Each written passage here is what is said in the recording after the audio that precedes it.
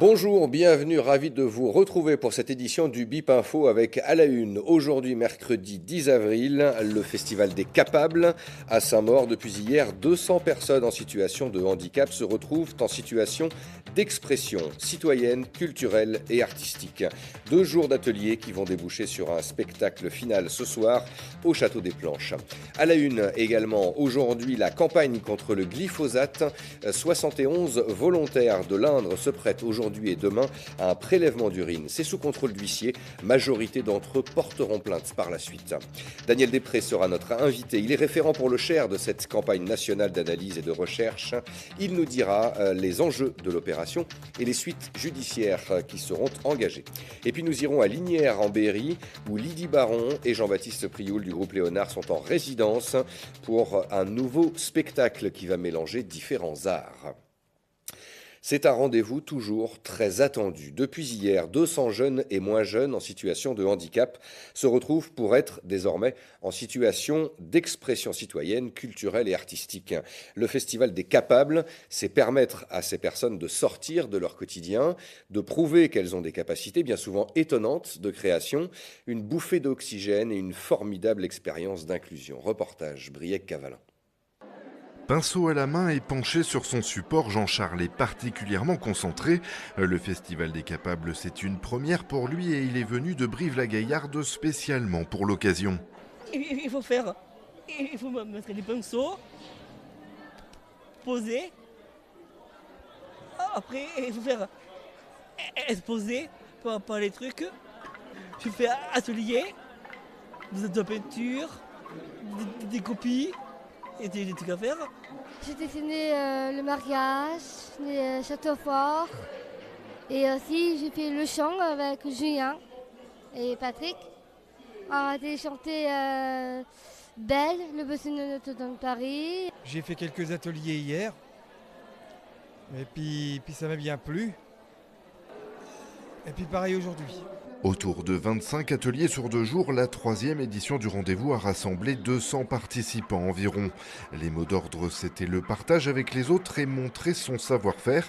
Des pratiques artistiques et culturelles accompagnées pour favoriser la réussite et donner confiance à chaque festivalier. On a des activités effectivement autour de la culture, que ça soit théâtre, chanson, musique, avec des instruments un peu innovants que nous a amené l'intervenant musique. On a de la peinture, on a de la magie, un atelier poésie qui fonctionne bien, où ils peuvent exprimer ce qu'ils ont envie de dire.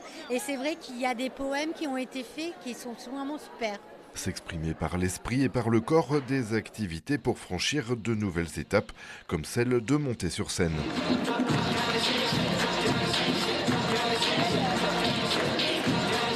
J'ai fait une danse de Michael Jackson. J'adore, j'aime bien. Ouais. Et j'ai fait un tableau de la peinture, j'ai fait plein de choses très intéressantes. J'ai fait la danse de hip-hop, je faisais la danse assis. Et je faisais plein de choses. Et puis ça va faire 13e année, je viens. On a fait plein d'ateliers. On a fait plein d'ateliers. Ça me plaît. Et ça me plaît. Et l'année prochaine, et on continue. On va continuer. Un voyage à travers des activités le temps du festival et même au-delà. Un passeport spécial a été remis à tous les participants pour montrer le parcours culturel de chacun. On a pu s'apercevoir que bon nombre de personnes en situation de handicap ne connaissaient pas, n'avaient jamais pu toucher matériellement à un passeport. Et on s'est dit pourquoi pas imaginer de pouvoir voyager aussi différemment en créant un passeport culturel, artistique et citoyen. Donc voilà, on a voulu créer un objet qui puisse être reconnu même au sein de notre département et que dans les différentes instances, spectacles, cinéma, musée, qu'on puisse reconnaître ce passeport et qu'il ait une valeur symbolique. Et pour clôturer la rencontre 2019, le spectacle final de ce soir prendra des allures de fête. Rendez-vous à 20h au Château des Planches de Saint-Maur. La campagne de déclaration de revenus a démarré ce matin. La mise en place du prélèvement à la source ne dispense pas de cette déclaration. Elle permettra d'ajuster votre taux d'imposition, notamment si vos revenus ont évolué, si vous avez pu bénéficier de réductions ou de crédits d'impôt l'an dernier.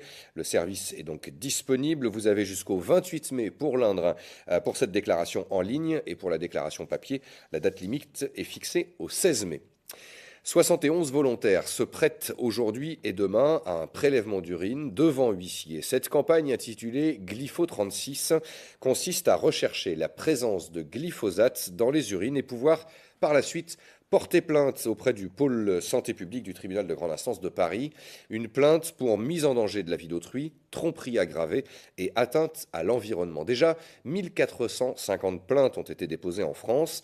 Cette campagne est désormais relayée dans 70 départements et c'est aujourd'hui un premier aboutissement dans l'Indre. Chloé Pelletin a suivi cette première matinée de prélèvement. C'était très tôt à la salle de l'Odakim au Poinçonnet.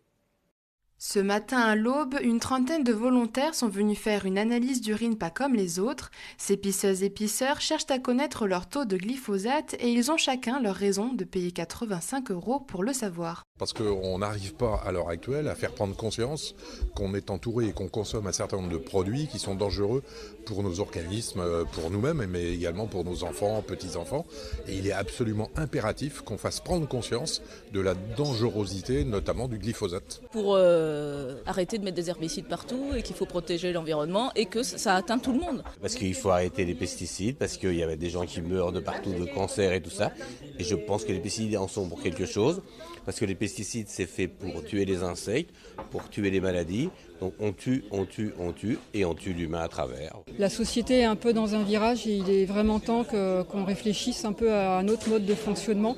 En tout cas, un mode de production agricole qui soit moins polluant, plus respectueux de la santé des humains, ça c'est une évidence, mais aussi de l'environnement, des sols, de l'eau, parce que c'est aussi nous protéger nous que de préserver la planète. Cette campagne, elle est engagée aussi et elle se rallie à toutes les campagnes qui sont menées depuis un certain nombre d'années sur moins de pesticides, une agriculture respectueuse de l'environnement et des hommes, produire autrement. Donc en fait, c'est un nouveau modèle agricole que nous souhaitons, aussi bien pour l'environnement que la santé, puisque tout ce qui est produit en agriculture se retrouve dans les assiettes. Sur 2 jours, 71 personnes de tout âge et milieu confondus se sont inscrites pour participer au prélèvement d'urine qui s'engage dans la campagne nationale glyphosate. Au Poinçonnet, 5 organisations se sont réunies pour la mise en place de ce projet et avec eux, 2 huissiers de justice étaient présents pour s'assurer de la conformité des prélèvements, de leur stérilisation et de leur envoi vers le laboratoire, car l'objectif de cette campagne n'est pas qu'une étude épidémiologique. Cette campagne qui se veut nationale a prévu également de faire des dépôts de plaintes auprès du pôle santé du tribunal d'instance de Paris pour atteinte à la santé, où les accusés seront plutôt les organismes évaluateurs et les fabricants de glyphosate. Je porterai plainte, bien sûr, parce que quand on s'engage dans ce type d'action, il faut aller jusqu'au bout. Il faut espérer que les actions qui seront déposées en justice permettront de faire avancer et notamment qu'on permettra de faire plier le groupe Monsanto Bayer qui nous empoisonne à longueur de vie, mais qui par ailleurs, Bayer, produit des médicaments pour essayer de nous soigner, ce qui est quand même un comble, quoi. Parce que je veux que ça bouge, ça va pas assez vite. Il y a quand même des milliers de gens qui sont impactés sur leur santé avec des problèmes très très graves, des problèmes de cancer notamment. Et je crois que là, avec la reconduction des autorisations du glyphosate, il faut vraiment essayer d'avancer là-dessus. Prochaine étape, les résultats qui seront envoyés individuellement dans 3 semaines. Une réunion avec les participants est prévue pour faire le point et organiser les dépôts de plaintes qui seront envoyés au tribunal de grande instance de Châteauroux avant de partir vers la capitale. Et dans le Cher, les prélèvements se dérouleront le 22 juin prochain. Le collectif se met en place et propose une série de réunions d'information. Son coordonnateur, Daniel Després, est l'invité de cette édition.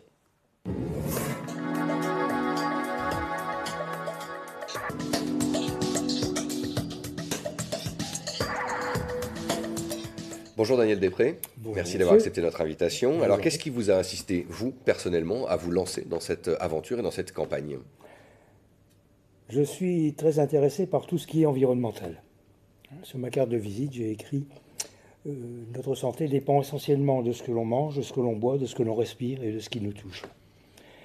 Donc naturellement, j'ai été porté vers l'environnement et étant fils d'agriculteur, j'ai suivi de très près la problématique de Paul François, son problème de santé. Je suis d'ailleurs adhérent à Phytovictime et à Génération Future. Donc tout naturellement, Willy Beto, qui est le président de l'association AVEC, avait une idée derrière la tête, puisqu'il s'occupe d'environnement et de la qualité des eaux notamment et de notre santé, savait que j'allais plonger à bras raccourcis sur ce projet. Ce mouvement a démarré en Ariège, avec les faucheurs volontaires. C'est assez original la façon dont ça s'est passé. Depuis le 1er janvier 2017, les produits phytosanitaires n'étaient plus en vente libre dans les magasins. Ils devaient être sous clé. Et moi, je suis intervenu à Bourges et c'était difficile d'obtenir cette exigence. Donc, les faucheurs volontaires à Foix ont investi un magasin et pendant qu'une équipe baratinait le gérant, il y en a d'autres qui ont barlulé de peinture les bidons de pesticides qui n'étaient pas sous clé. Et puis au TGI, au tribunal de grande instance de Foix, la présidente s'est trouvée incompétente par rapport à ce qu'ont expliqué les faucheurs et puis les personnes importantes comme Serralini qui était venu défendre le projet. Et elle a estimé qu'il fallait renvoyer ce dossier du glyphosate à la Cour européenne de justice. Fort de ceci, une équipe a fait analyser ses urines pour connaître le taux de glyphosate. Et là encore, le tribunal de grande instance s'est dit « mais moi je ne suis pas compétent, je renvoie ça au pôle santé publique du parquet de Paris ». Et à partir de là, c'était l'enthousiasme. Et de là, les Bretons ont suivi. Et puis aujourd'hui, 70 départements. C'est justement l'enjeu de cette grande campagne qui est lancée. On l'a vu dans le reportage, ce matin, 70 volontaires dans l'Indre. Dans le Cher, donc ce sera au mois de juin, les prélèvements. D'ici là, il va y avoir des réunions d'information, on va y revenir. Le pôle santé publique a reçu à ce jour plus de 1450 plaintes. On rappelle effectivement qu'il en coûte 85 € pour l'analyse et 50 € de plus pour la plainte. On sent cet engouement, y compris dans le département du Cher. C'est ce que vous voulez proposer dans les différentes réunions. Quelles vont être les prochaines étapes pour vous dans le département du Cher? Eh bien, la première réunion d'information aura lieu à Saint-Palais, qui est une commune entre Bourges et Aubigny-sur-Ner, à 19 h au centre communal. Nous avons prévu une autre réunion. Quel jour ça? C'est le 25. C'est le jeudi. Jeudi 25. Jeudi 25. Voilà. Jeudi 25 avril, donc à 19 h au centre communal de Saint-Palais. Une autre sera prévue à Saint-Amand-Montrond, le 9 mai. L'idée, c'est de toucher l'ensemble du département. Voilà, c'est ça.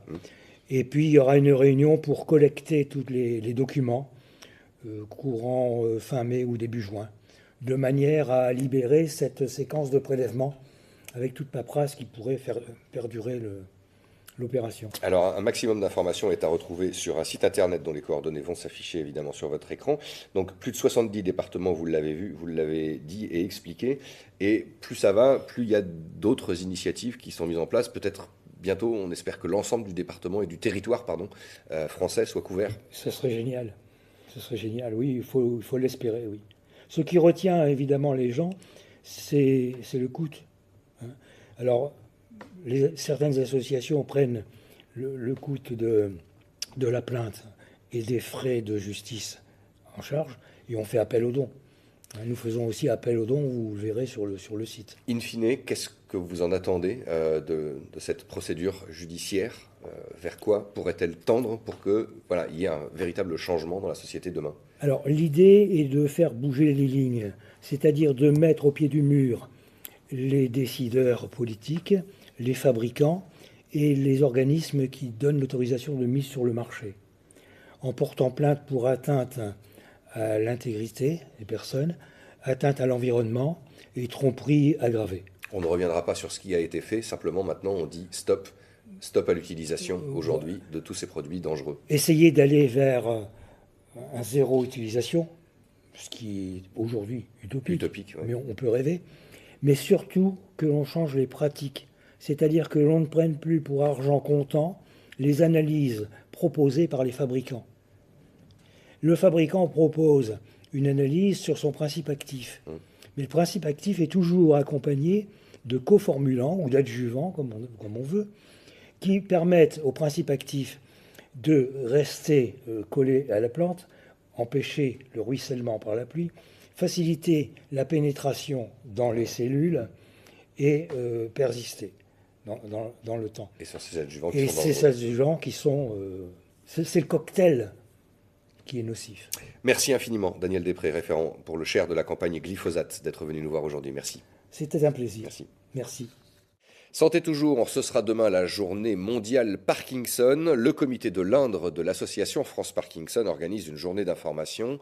Il y aura notamment une conférence qui sera donnée par le docteur Sécardin et les neurologues à Châteauroux. C'est à partir de 10h demain matin jeudi à la chapelle des Rédemptoristes. L'entrée est gratuite. Les retraités seront dans la rue également demain. Un appel national est lancé pour demander le retour de l'indexation des pensions sur les salaires, le rattrapage des 6 années de quasi-gel des pensions ou encore la non-hausse de la CSG. À Châteauroux, un rassemblement est prévu, place de la République à 10h. Une audience a été demandée au préfet. Elle est une artiste très accomplie, illustratrice, mais aussi chanteuse, compositrice. Lydie Baron a rejoint l'antre des Bains-Douches à Lignières cette semaine pour une résidence avec son compagnon Jean-Baptiste Prioul. Le duo Léonard travaille non pas sur un nouveau concert, mais un spectacle inédit, original, mêlant plusieurs arts sur scène. Lise Nicole et Laura Pelé les ont suivis ce matin. C'était leur dernier jour de résidence. Si un jour tu ne m'aimes plus, ne le dis pas. Le duo Berruyer-Léonard revient après 2 EP et un album sorti en 2017, mais cette fois-ci avec une nouvelle formule. Il ne s'agit plus seulement d'un concert, mais d'un spectacle. Le terme spectacle est un mot tout nouveau pour nous. Jusqu'à présent, on pensait concert, mais là, il se trouve qu'on a un album en préparation qui se prête au spectacle. On avait envie vraiment d'une mise en scène, de costumes, de décors, de travailler avec une artiste qui nous fasse une installation, Marie Hendrix.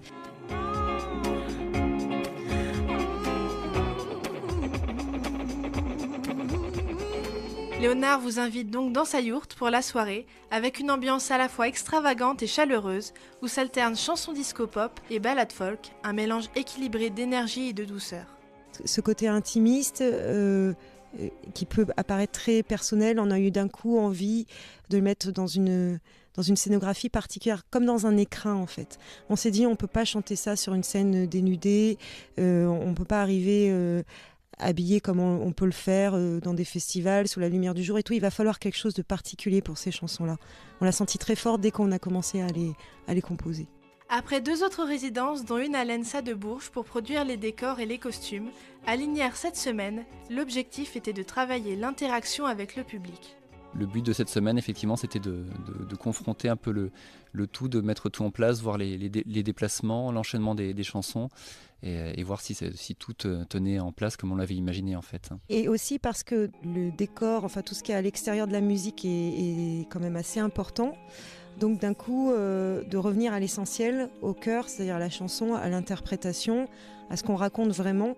C'est-à-dire que le décor ne soit pas ce qui soit le plus important dans ce qu'on fait sur scène, qu'on revienne vraiment à ce pourquoi on est là, c'est-à-dire la musique.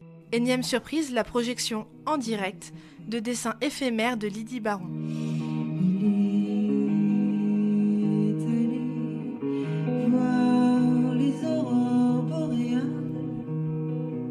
On avait envie que la partie illustration, qui est la mienne, puisque je suis illustratrice et peintre par ailleurs, s'intègre au spectacle. En fait, on avait envie de nous raconter entièrement, et pas seulement juste par un petit coin Léonard, mais que tout ce qu'on est soit présent sur scène. Prochaine étape pour Léonard, la sortie de leur album et une tournée prévue pour cet automne.